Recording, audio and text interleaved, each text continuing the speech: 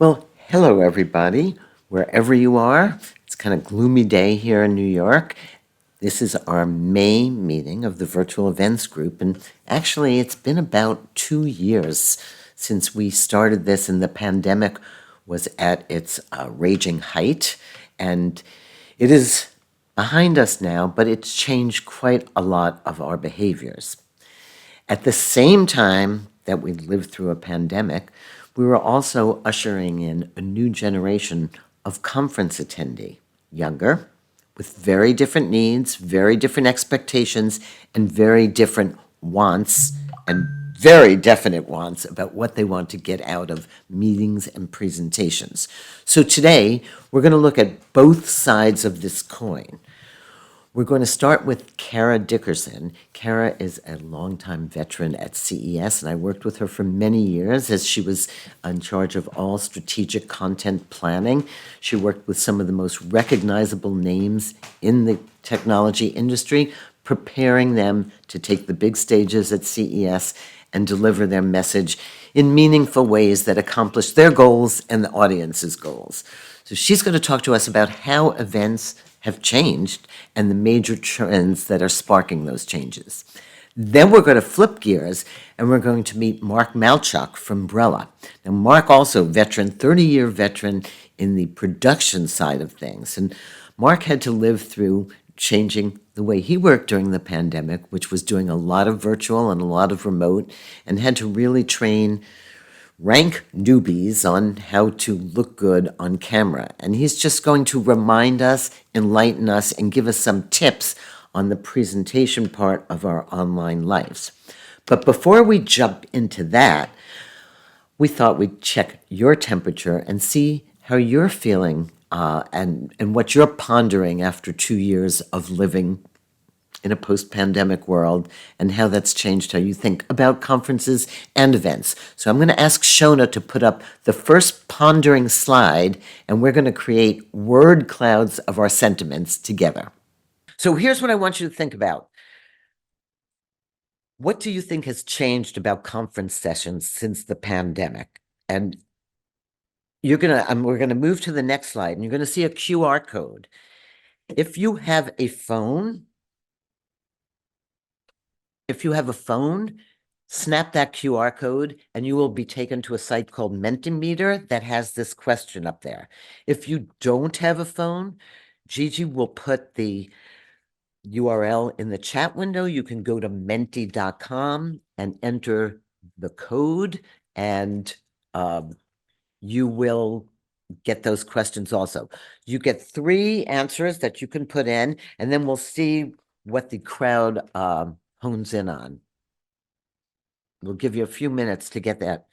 If you have questions, just yell them out. I'm going to do it too. Don't you love that we always experiment here? Okay.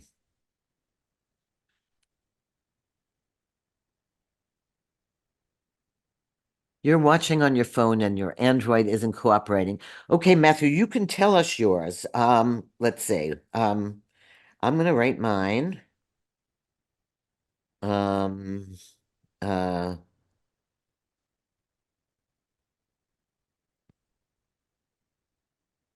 well, mine will be spelt wrong. Okay. Okay. So who wants to comment on what, Kara, you want to comment on what you see coming up?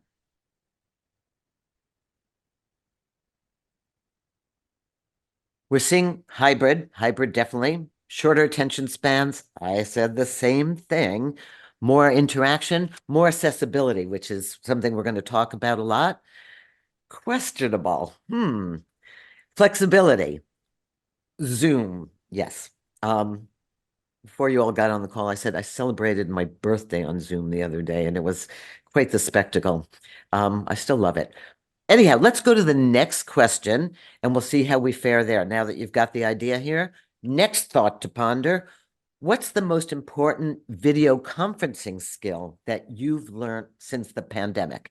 And it is fair to say, put on your pants. You can say just about anything. And we'll watch that Mm.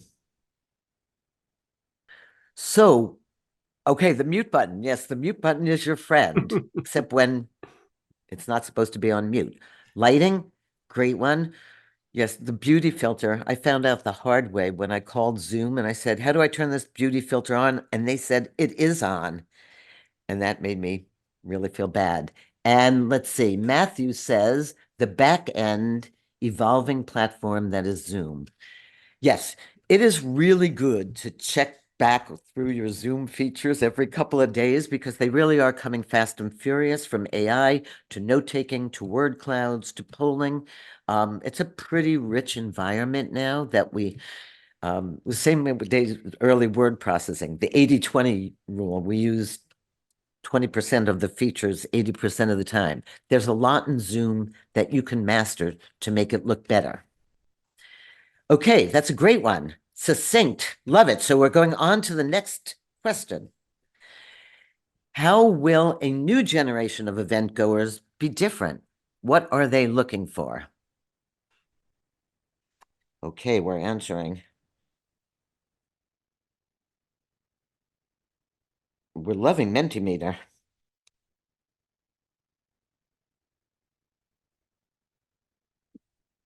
Much more attendee engagement, says Matthew, or they will just leave. Immediate gratification. Yep. Engagement, sustainability, experiences. Yep. Connection. So you guys are pretty good at this. We've learned well, but I think that this was a great thought exercise, and I think this is a perfect cue up to introduce our friend Kara Dickerson, Content with Impact. And Kara, we're going to shut our PowerPoint down and give you the stage.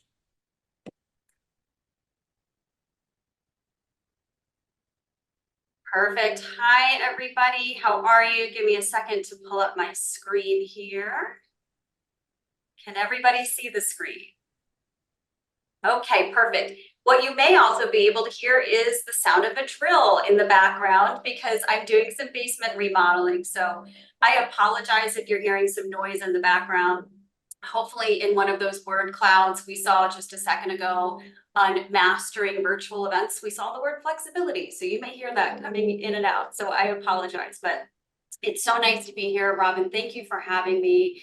Robin and I have worked together for, maybe we both want to say how many years? Many, many, many, and have had incredible content and partnership collaborations over the years as I was working at CES. And so in my new event content consultancy and strategy work, I am working with brands to help think about the storytelling and the stage opportunities to really amplify your event brand, drive revenue, bring new attendees to your events. And so Robin and I were brainstorming the 5 trends that we were seeing in events. And I'm going to kind of work my way through those quickly today to share with you what I think some of the top things are that event organizers really should be thinking about as they jump into their event planning. And so the first one is technology enabling accessibility.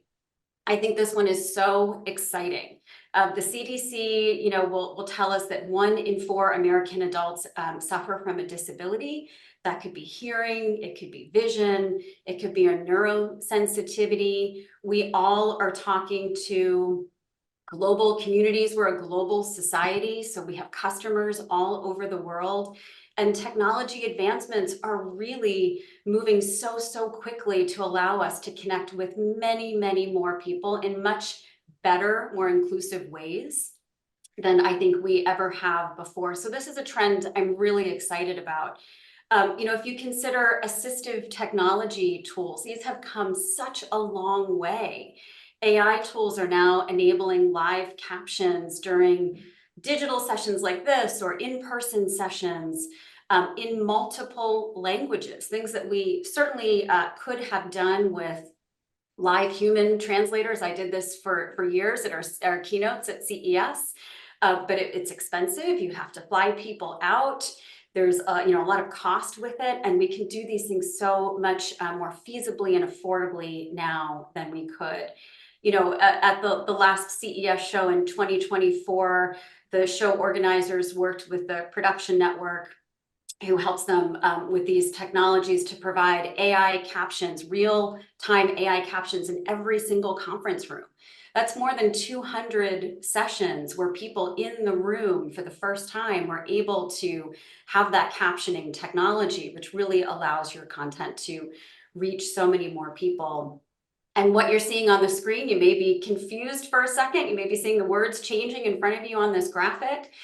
This is an example of a new technology called bionic reading, which is designed to create captions that are more accessible and showing great success for people with ADHD and dyslexia to be able to read the content in a way that helps them absorb the information, which is many of us who need this kind of help. So I think this is exciting. And again, the accessibility of content for multiple languages and global communities. Mark was sharing with me this morning a great example of some of the work that Brella Productions has done with some of their clients that included actually being able to create breakout sessions based on the language that the attendees spoke or the region that they were coming from, so they could have multiple versions of this happening at the same time across different languages. So be sure to pay attention to the tool sets at your disposal to enable so much more accessibility. I'm going to move on to the next slide here, but Robin, if there's any questions, we can certainly jump into that. The next trend. Tara, I Yes. think it's worth pointing out that everybody benefits when things are accessible. You're sitting in a room that's noisy and people are talking and moving around. You miss half of the words, and now you have a record or you have something to read as well. It really is, it levels it out for everybody. Whether it's a accessibility because you're sighted, because there's some sort of disability, or whether it just makes it easier. As a matter of fact, I'm learning Spanish by subtitling everything in Spanish. And, so if you use YouTube, even turn on closed captions, put them in another language and learn. I love that example. And I think that also transcripts, kind of how quickly transcripts can be generated and distributed out to your audience is another real benefit of that. So I love that, Robin. So, extending the content life cycle is the next trend that I wanted to talk about. You've spent a lot of time creating amazing content, and we don't want this to go to waste. This is actually your best marketing tool. So, if you are really this gives you the opportunity to bring the focus back to your event, to your platform for months after the event has taken place. And there's so many more ways to do this now. I think what we used to see for a long time was kind of the standard canned videos that our keynoters might create for us that we could put up on LinkedIn or we could link to in a marketing piece. And those are still great. We want them to do that. So please keep including that in your packages. But I think thinking ahead of time before your event, you can be recording videos, giving your attendees really powerful or a tangible how-tos. Help them understand how to register. Give them an inside glimpse into how your call for speakers process works. Have somebody record some tips on transportation and how to get around the city or how to go to different parts of your event, and really give people some great takeaways that will help them connect with your audience and connect with what you're trying to do. Think about all of the experiences that you're creating during your event beyond the session, the content studios, the podcast interviews, the show floor interviews with influencers and attendees that you can repackage and present back after the event or give to them to amplify your event. We all are looking for chances to create a sense of FOMO, the fear of missing out, or to showcase our expertise. And I think we have so many tools we can provide to our attendees with our content. There's some great examples of shows like Money 2020 and Health, who I think do a great job of creating what I would call kind of experiential opportunities across their show floor and throughout their conference with really vibrant brand marketing, and kind of selfie opportunities. And whenever those events are happening, you see them kind of flooding social media and LinkedIn, and look for the opportunities to leverage your content in that capacity. And then post event, take that session content, break it up into sound bites, look for ways to distribute that, to push that out time and time again. What you're seeing here in the graphic is actually an example. I was part of a podcast a couple of weeks ago, and after the episode went live, the organizer sent me 4, what I would say are kind of mini clips, 40-second audio clips around different topics that we talked about that I could then send out through my LinkedIn and social media, which is great amplification for them and for me. And this took them about 15 minutes with some video software to create. So lots and lots of opportunities there. Oh, the silos. There's my audio clip.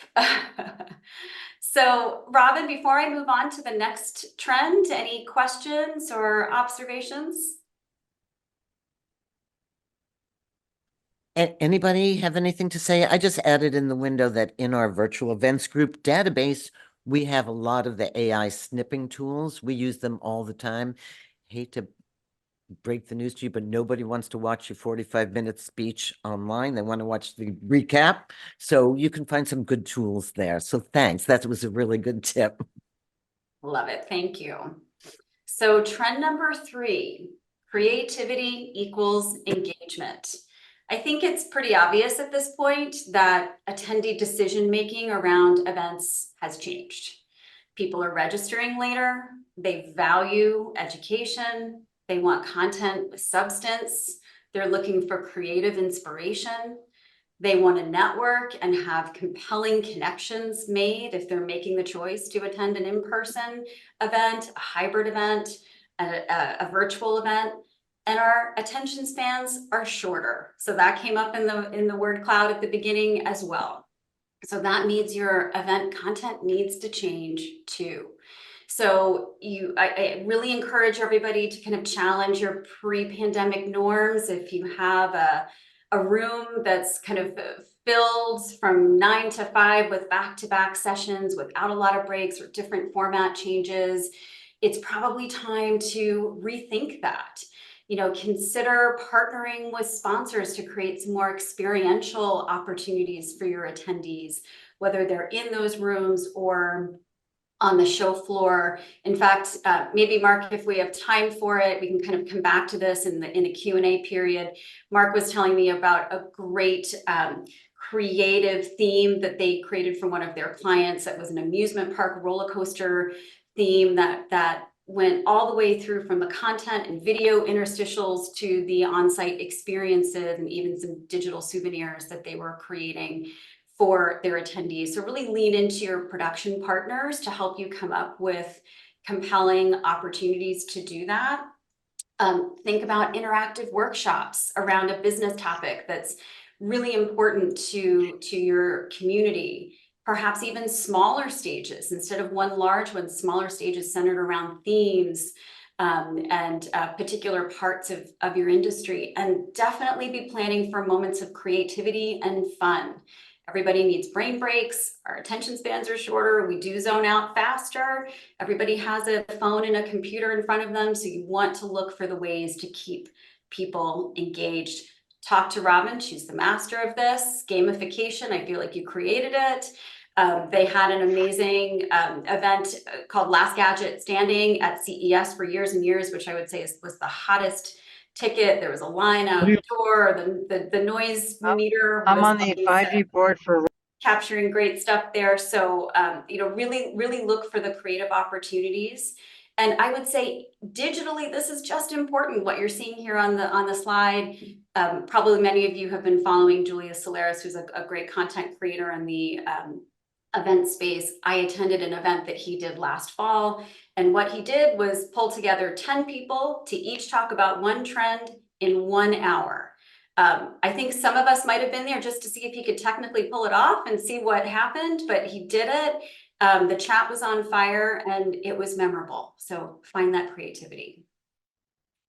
All right, I'm going to move on to trend Yeah, 4. Julius is a great person to follow. He never seems to run out of creative ideas. I've seen him do his Jeopardy games and he really does gamify the in such creative ways. And they don't have to be, sometimes they're old ways, like the old tricks are good, talent shows, whatever it is, they're good. So think back to what gave you joy and it's making a comeback. I love that. Let's have joy make a comeback. I think we can all agree that that's something that we want to do, right? So I'm gonna say a few terms here, and as I do this, I want you to think a little bit. So Gen Z, millennials. You all have thoughts. I know we all have thoughts, right? So I want you to think a little bit about what you know about these generations, kind of what you're seeing in the workforce, what you're seeing with your own children. I have a 19-year-old who's about to be a sophomore in college. I have a 15-year-old who's about to be a sophomore in high school. They see the world very, very, very differently. They are digital natives. They've grown up in societal, kind of upheaval, so many things changing. And regardless of what your perceptions are, or what kind of the clickbait will tell you, it is a business imperative that you think about how to engage the next generation. These are your future event attendees. They're your future customers. They're your future sponsors, influencers, leaders. And they are going to force you to change whether you want to or not. So I think this is a really important time for everyone to think about how you can disrupt yourself and kind of move along with this changing tide that the next generation is bringing to us. And I would do that in a couple of ways. I think about how to engage them in your content. They think very differently. They grew up in a different world. It's really important to embrace that and find ways to engage these voices in the content that you're creating. And I also think it's important for you to be connecting between generations. So how are these new leaders and innovators in your industry connecting with, learning from, teaching some of the more seasoned leaders within your industry, and what can you do to proactively bring them together? And then it's important to re-examine your distribution channels for your content and how you're creating that content. Again, the word cloud at the beginning, I think, was a perfect segue to a lot of this. Shorter snippets of content, looking at opportunities to repurpose the content that we talked about. What platforms are you using? Are you going to where they are?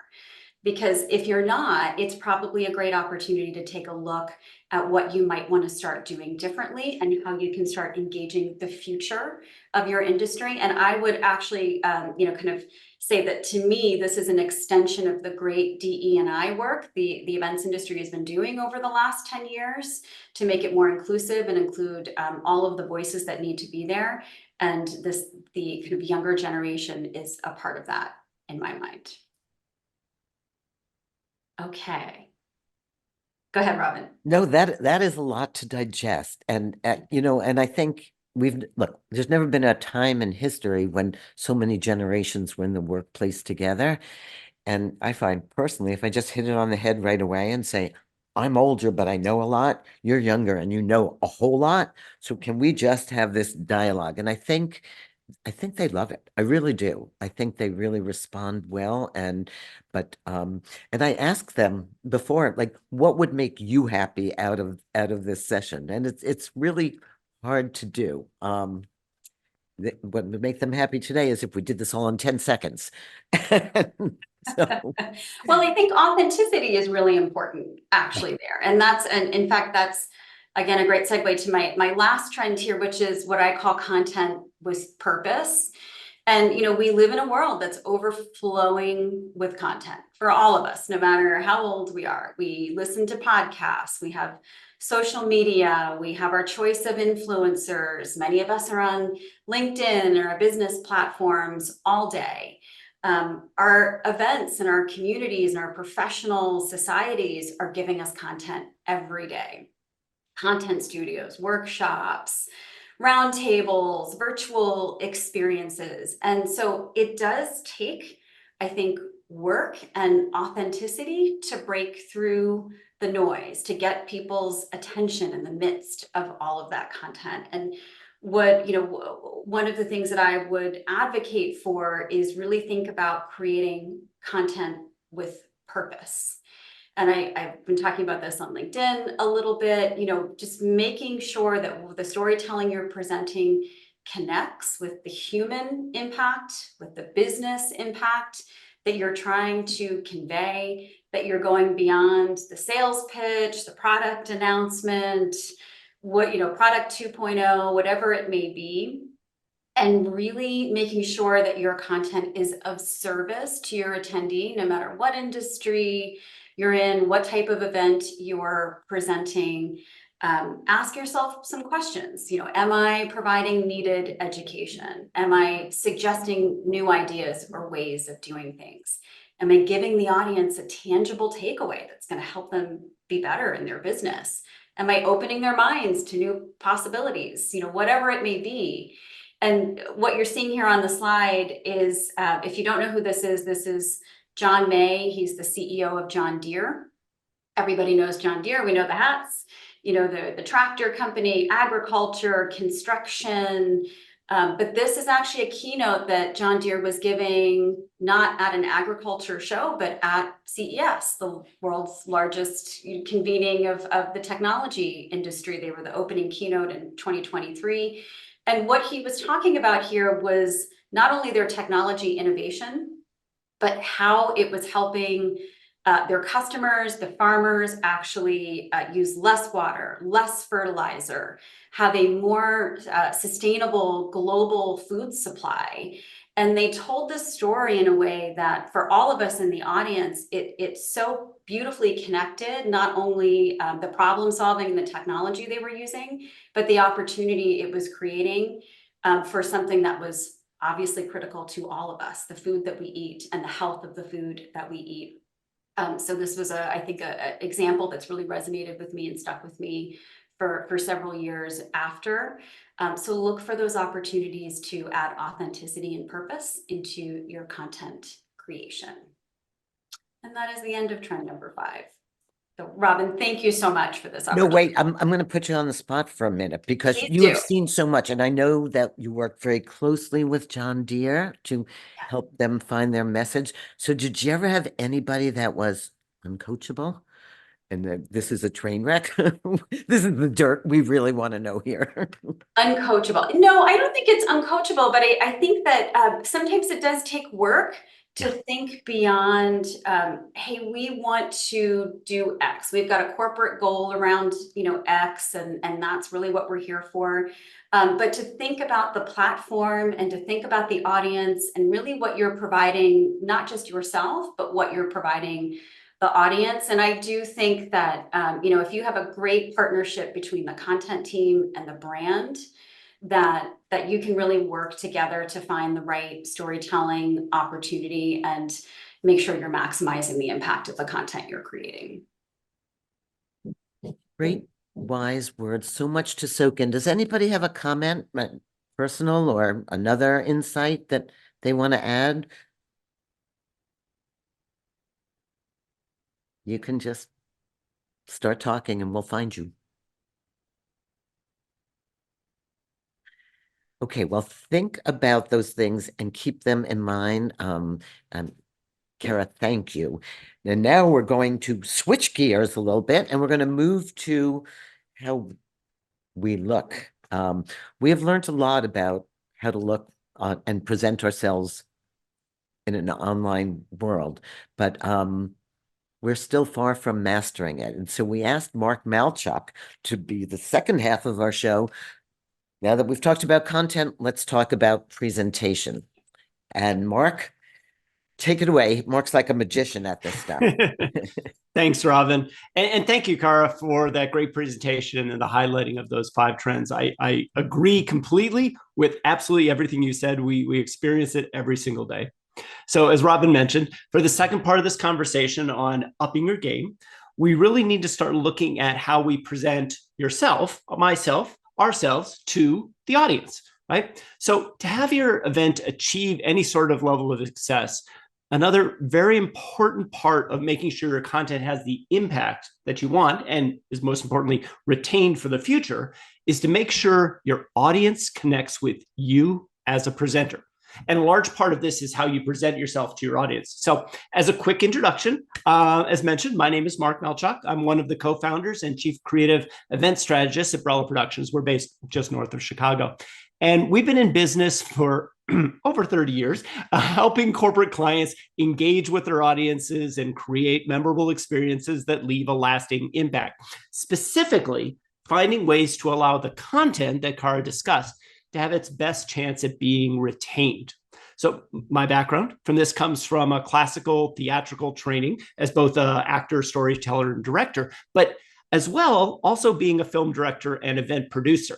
So all of those allow me to see lots of people present and help coach them and see what they do right and what they do wrong. And especially during the pandemic, we had a new opportunity of looking at things in a much different way than we normally have. Traditionally, most presenters were on stage. They're presenting to a large audience. They're taught to look around and engage with people. It's now much more television, right? We're on the small screen. We have to change how we present. Now we're looking at our audience through one tiny little eyeball, right? And in there are thousands of people that we need to connect with. And it's incredibly difficult to connect with this impersonal little tiny eye with a big circle of light around it, right? So I'm going to talk to you about how we do this, how we change up our presentation skills so that we can actually mimic that experience in front of a live audience, that energy that we got from a live audience. So how do we do this? Well, there's a number of ways, all right? So there's a bunch of tools that you as presenters can use to connect with your audience. First off, there's the content that Cara described, right? The spoken word portion of your presentation or your performance, vitally important. But also there's a number of other elements that you need to think about.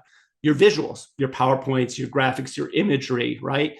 Your style or your personality, how you dress, how you present yourself, how you talk, right? Your performance skills, exactly playing on that. You know, how well you use your hands, your body language, how you sit, feel, interact with people, right? How do you find energy from an audience that exists in this tiny little thing, right? So those are those, but of course, there's a lot more in the technical ways of actually presenting.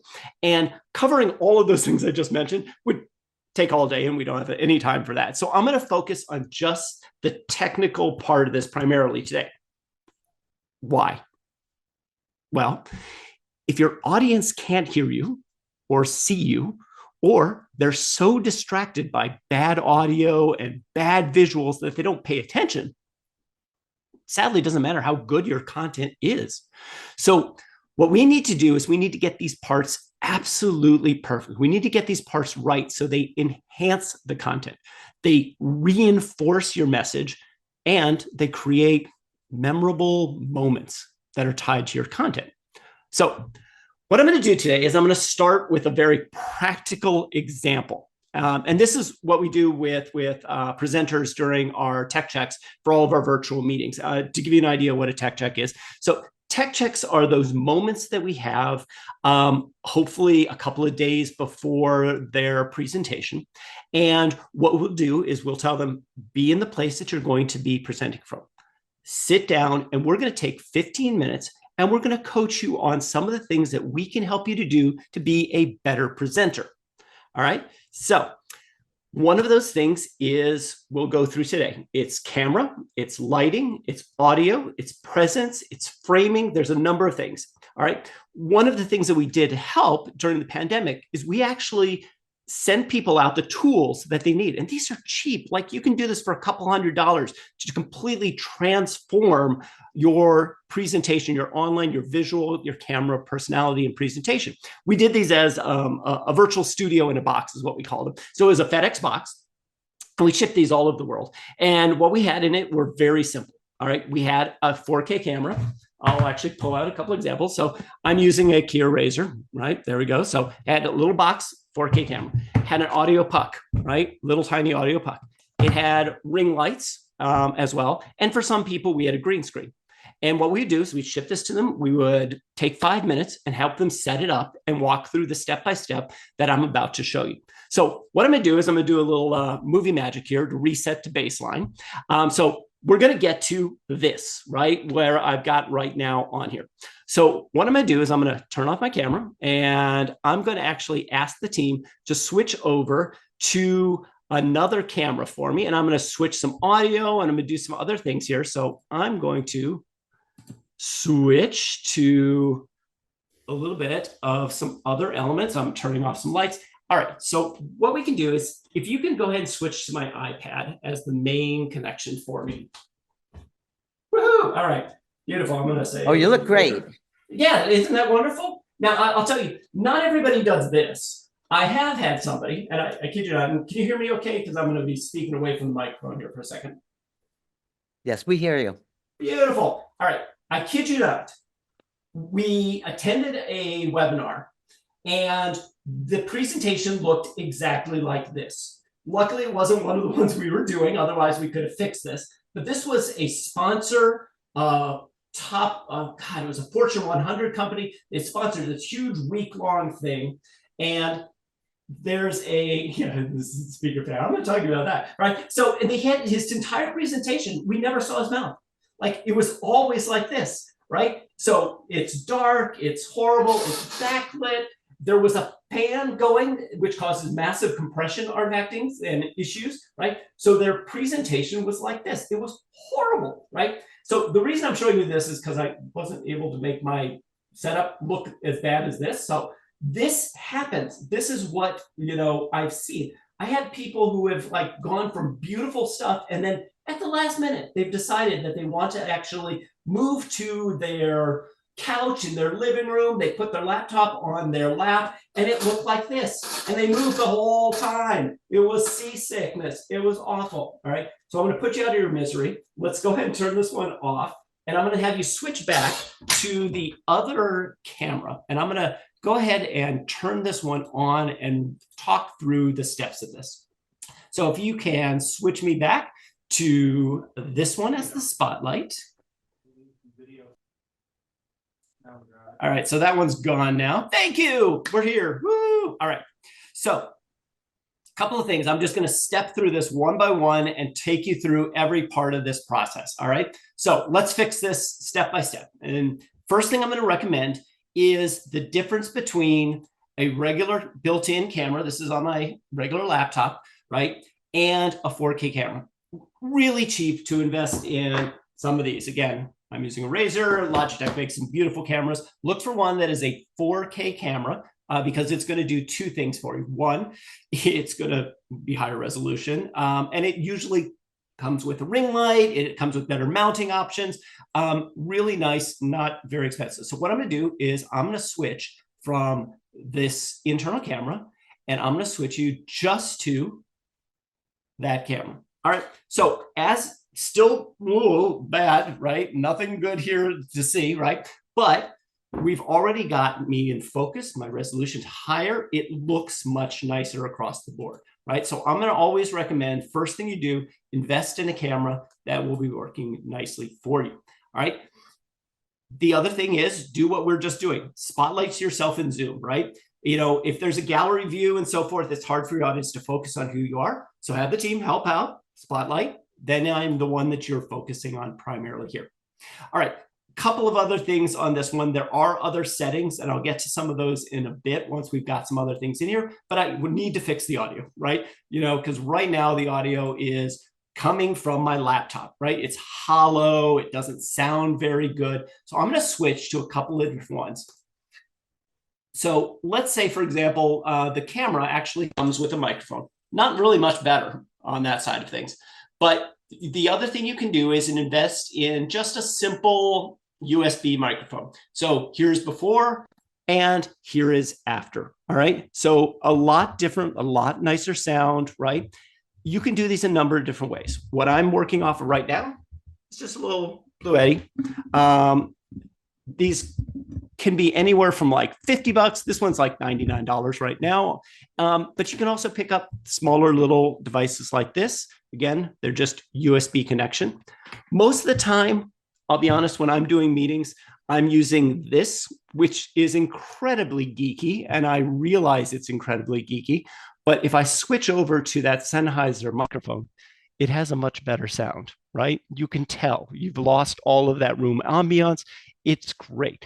Has a nice little headphone. I can hear people really well. If you're doing a gaming show and you want to geek out on it, totally cool. Love it. We're not going to use that for this one because most of the time when we're presenting, we're going to want to have something that looks less like that. All right. So we're back to our Yeti. So the other thing I'd recommend is find a way to listen, not through the speakers that are coming out of your iPad, your laptop, whatever you're using. A little wireless set of headphones, really nice and svelte. Wired is absolutely totally cool, right? But that way you're not worrying about noise cancellation. You're not worrying about it picking up and so forth. We run into a lot of problems with people in rooms where the noise canceling doesn't work anymore because the mic is on one laptop and the speakers are on another, and Zoom doesn't, and Teams doesn't know what to do about that. So again, love playing with audio. I think that's one of the next things that I strongly recommend. The other thing too is going to be framing. I've already cheated and come back into my normal frame here, right? This is the framing I like. It's a medium shot, with a background. So let me talk a little bit about backgrounds. There's a number of settings that you can do within Zoom to help you out on things. I like a real background. I'm going to turn off portrait lighting here for just a second. I like having this back here. Cara has an amazing background. Like we were talking about this on the call we had earlier today. It's gorgeous, right? And it's clean. It's a beautiful aesthetic, right? You don't have to worry about bad keys. And what I also like about this is it tells you something about the person, right? So if you look at my background, right, you can see that these are actual things. You know that I now, perhaps we talk about this. I'm a sailor. I love to sail, right? There's an umbrella for umbrella, right? You do have to be a little careful that you don't leave snacks in your background because it is a real background. So you have to be a little careful about that. So do think about what it is you're saying, right? I'm from Hawaii. I've got a cool picture of this, right? So it's nice to see people, as Robin said, in their natural habitat. Now, not everybody can do that. I understand. So one of the things that I recommend that you do is actually start playing around with different options. Now, I personally am not a big fan of blurred backgrounds. And the reason is because unless you have a green screen, you're going to have parts of your body blur or disappear periodically, right? So not a big fan of those. We all played with, our fun little virtual backgrounds in the past, right? It was in the Golden Gate Bridge, right? There's this in the beach. Really cool for like a geeky sort of thing. Don't use it for a business meeting. Don't use it for the presentation. Worst comes to worst, if you absolutely have to put something in there, take a picture of some nice place. This happens to be my background, put it in. You still run into the problems, right? See how awful that key is, right? Especially in this dark light with no green screen, right? So it's still a problem. I have changed completely my background. I have to take a new picture. So, it is something that you can absolutely do. But at the end of the day, if there's any way possible, give them some personality, put something in there. We have one client who has beautiful hair, really like frizzy blonde hair. She can't be on a green screen. It just doesn't work. Like her hair just is awful no matter what she does. So not everybody's going to work. This works really, really well for her and probably for a lot of you. All right. Let's talk a little bit about lighting. Right now you can see still not great. All right. So we've got a couple of problems going on here with my lighting. One is, I'm going to actually cheat here. I'm going to turn my light all the way off.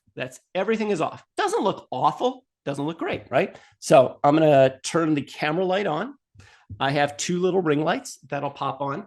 and it's making it look a little better. I'm also going to turn off that fan, which is looping through that picture, and turn on a light. All right, so you can adjust color balance and temperatures and so forth, but the yellow walls now look yellow. I pop a little bit from the background. There's another fun setting in here, which is called portrait lighting in Zoom. There are various things in Teams as well. I'm going to turn that on. Little soft depth of field thing going on here, right? So, you can't necessarily read, but you still got some personality, but you don't have our problem that we had with the keying, right? So you can still fuzz things a little bit if you like in there. I kind of like showing people what I've got, but feel free to do that, right? So what you're looking for is soft front lighting. I have a window in front of me. You want it to be balanced. You want to have ideally a little bit of backlight, so you separate from the background. My lighting is not ideal, especially as the older I get. There is more of the bald spots and things showing, right? But again, it's real, it's me, it's natural, and it feels like, a nice place that I feel comfortable in presenting from. Last thing is your presence.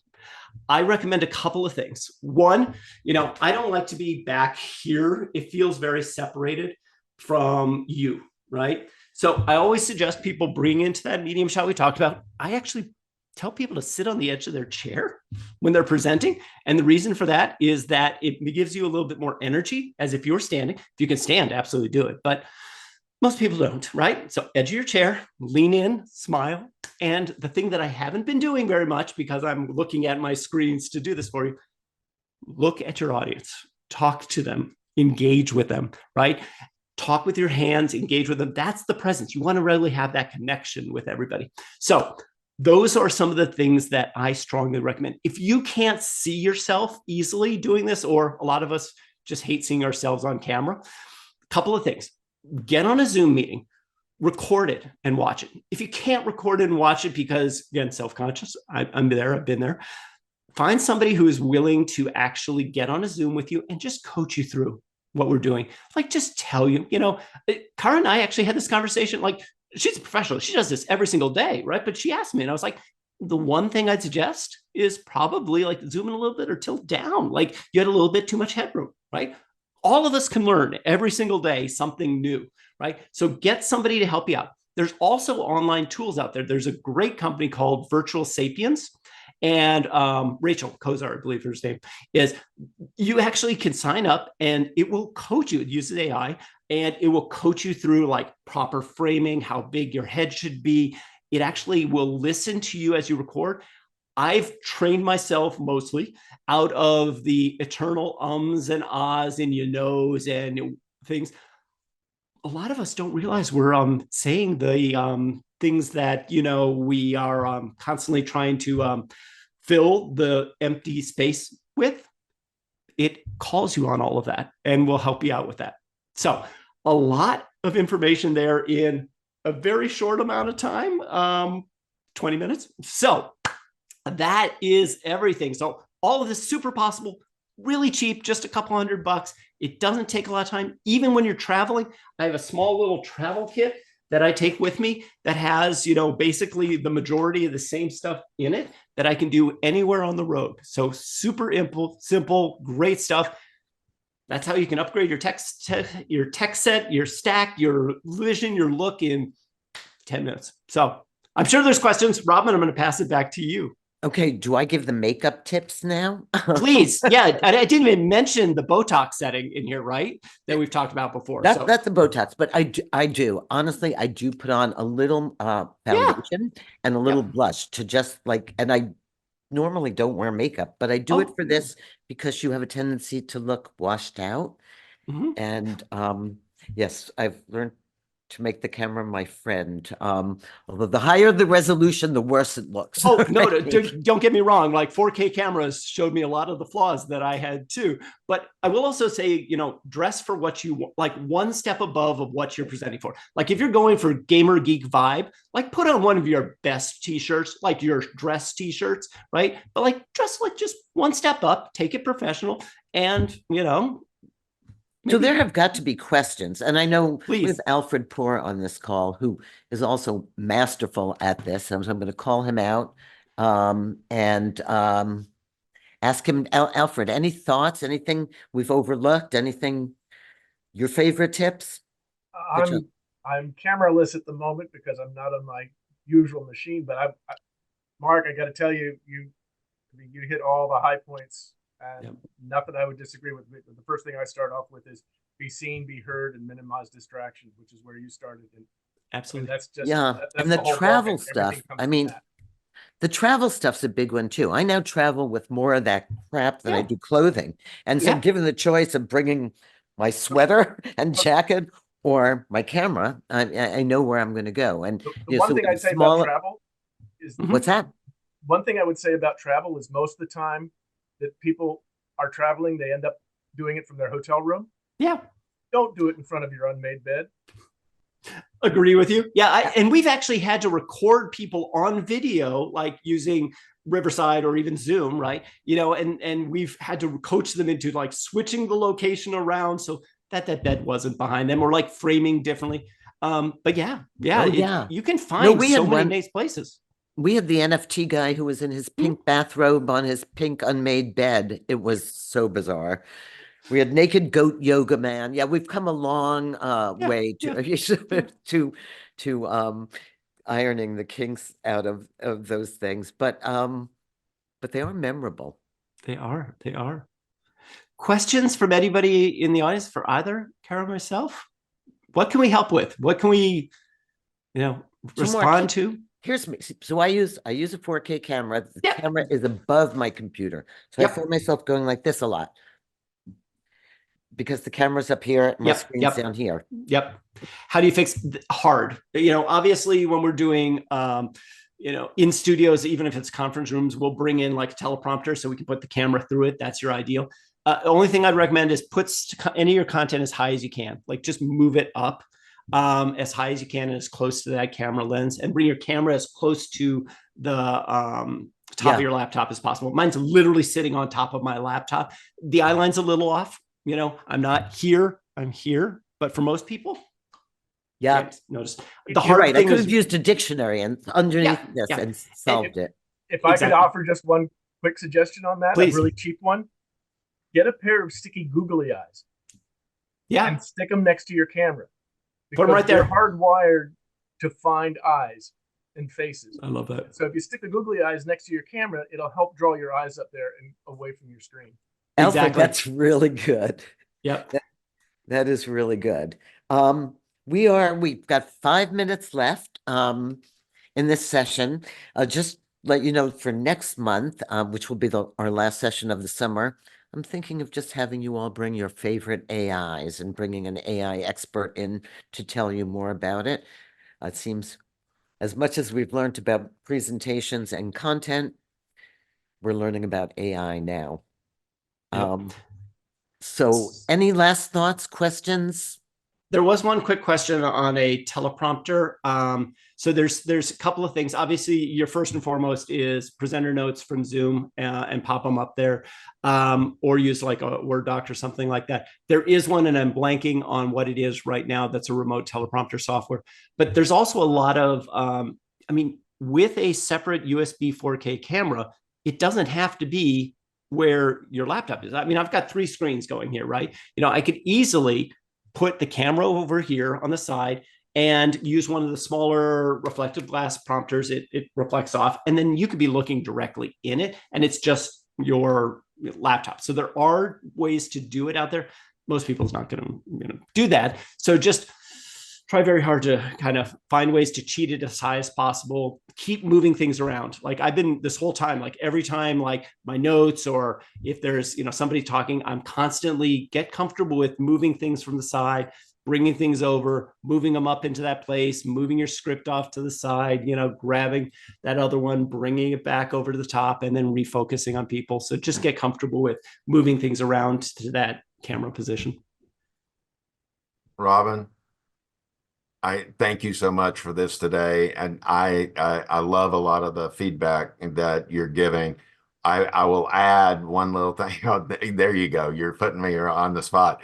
So one of the first things that I did was I got an extension for my camera so that the camera actually sits here in front of the screen, I don't really look at the camera when I'm talking. I'm Yep. looking at the people that I'm talking to. So, but the camera is set in such a way, because if I'm looking at the camera, then I'm looking up here. Yeah. And so it made a difference. I just got an extension arm for Mhm. both the camera and for the microphone, which Yep. hangs Right up in down your boom. Yep. right over me. Yeah. Absolutely. Uh, And you can buy those anywhere. Like they come Oh, as it's podcasting like kits. 20 They bucks mount on like Amazon. It was nothing. And I fully embraced the fact that I didn't have to get on airplanes anymore and go to hotels. So, yeah, it makes a big difference if you really don't mind just a little bit of tech. And Robin's seen my setup. I've got Yeah. 5 screens in front of me, not counting the iPhone and my PC. Yeah, for a while we did a segment on Show Us Your Home Office and we ran it in the newsletter. We should go back to that. And what I should do to compliment you all is to take the early virtual events group meetings that started at the beginning of the pandemic and show you the ones now, because they were pretty laughable. I mean, it was the mute and the heads and the, Mhm. you know, the noises. And yeah, it was, Oh, we've come a long way, we have come an incredibly long way. Yes. for Oh, better or worse. wasn't there a commercial about that? You've come a long way, baby. Yeah. Yes. Yeah, Virginia Slims, actually. Yeah. So let's see. So we're just right at time. First of all, thank you all for your attention. And Mark and Kara, I think you mush you two together with content and practical presentation on screen, and you're an amazing dynamic duo. Next month we'll tackle AI. I think we reserved Gigi June 13th. Is that right? I think so. That's right. Yeah. And keep in touch. Send us your news, read our newsletter, and thank you again.